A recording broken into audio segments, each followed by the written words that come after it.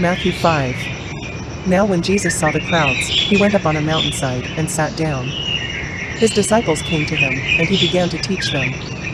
He said, "Blessed are the poor in spirit, for theirs is the kingdom of heaven. Blessed are those who mourn, for they will be comforted.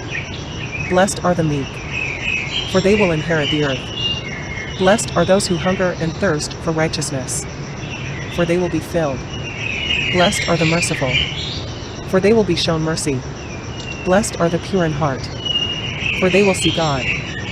Blessed are the peacemakers, for they will be called children of God. Blessed are those who are persecuted because of righteousness, for theirs is the kingdom of heaven. Blessed are you when people insult you, persecute you, and falsely say all kinds of evil against you because of me. Rejoice and be glad, because great is your reward in heaven, for in the same way they persecuted the prophets who were before you. You are the salt of the earth. But if the salt loses its saltiness, how can it be made salty again? It is no longer good for anything, except to be thrown out and trampled underfoot. You are the light of the world. A town built on a hill cannot be hidden. Neither do people light a lamp and put it under a bowl. Instead, they put it on its stand, and it gives light to everyone in the house. In the same way, let your light shine before others, that they may see your good deeds and glorify your Father in heaven. Do not think that I have come to abolish the law or the prophets. I have not come to abolish them, but to fulfill them. For truly, I tell you, until heaven and earth disappear, not the smallest letter, not the least stroke of a pen, will by any means disappear from the law until everything is accomplished. Therefore anyone who sets aside one of the least of these commands, and teaches others accordingly will be called least in the kingdom of heaven, but whoever practices and teaches these commands will be called great in the kingdom of heaven. For I tell you that unless your righteousness surpasses that of the Pharisees and the teachers of the law, you will certainly not enter the kingdom of heaven. You have heard that it was said to the people long ago, "You shall not murder, and anyone who murders will be subject to judgment." But I tell you that anyone who is angry with a brother or sister will be subject to judgment. Again, anyone who says to a brother or sister, "Raka," is answerable to the court.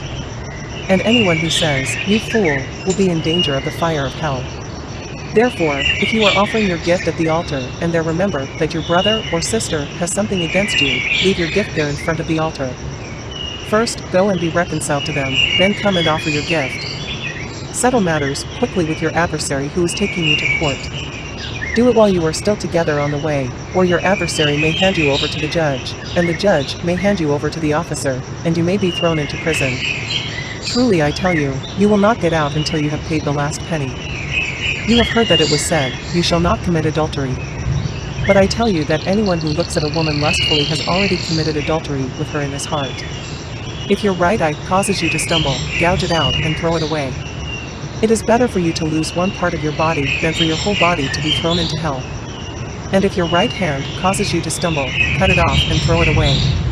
It is better for you to lose one part of your body than for your whole body to go into hell. It has been said, anyone who divorces his wife must give her a certificate of divorce.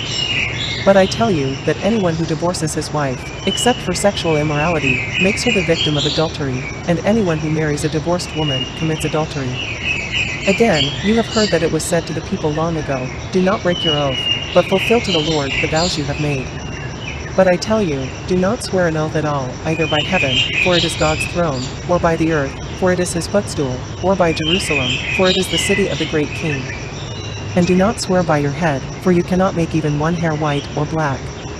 All you need to say is simply yes or no. Anything beyond this comes from the evil one. You have heard that it was said, "Eye for eye, and tooth for tooth." But I tell you, do not resist an evil person.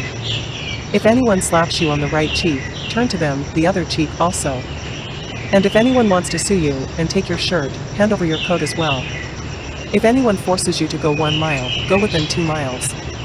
Give to the one who asks you, and do not turn away from the one who wants to borrow from you. You have heard that it was said, "Love your neighbor and hate your enemy." But I tell you, love your enemies, and pray for those who persecute you, that you may be children of your Father in heaven. He causes his sun to rise on the evil and the good, and sends rain on the righteous and the unrighteous. If you love those who love you, what reward will you get? Are not even the tax collectors doing that? And if you greet only your own people, what are you doing more than others? Do not even pagans do that? Be perfect, therefore, as your heavenly Father is perfect.